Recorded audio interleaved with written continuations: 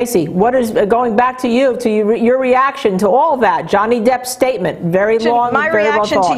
to you, my reaction to you is Amber Heard's statement, which we just have in to us right now. Let me read that.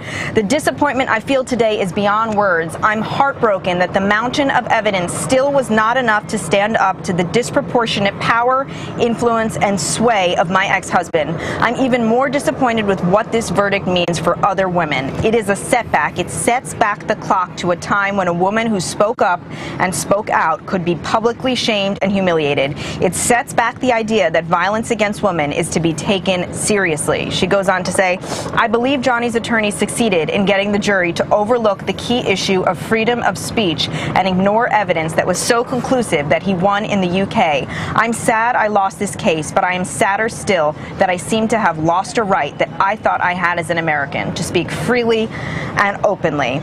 Again, that's a statement from Amber Heard sent to us by her publicist, where she says, I'm sad I lost this case. So even though the jurors did find that Johnny Depp's attorney defamed her with one of his statements, as we've been saying, clearly this is a big loss for her. And Linda, when she says, you know, this is an affront to freedom of speech, what's your take on that? It's not. The problem is that we said this is a very important case for freedom of speech when we started covering it here at the Law and Crime Network.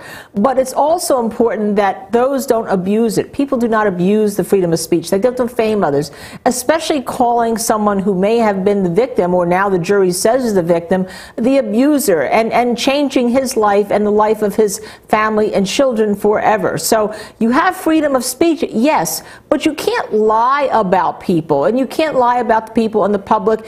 And I think the jury felt that, as we talked many times on this network, that Amber Heard was manipulative, and they did not want to be manipulated by her lies to them. And therefore, they came out with this very convincing verdict. And it is a total win, as Dan Abrams said, for Johnny Depp, because on the other side of the token, what you have is a lawyer who's going to be paying a malpractice policy if it doesn't get overturned on appeal.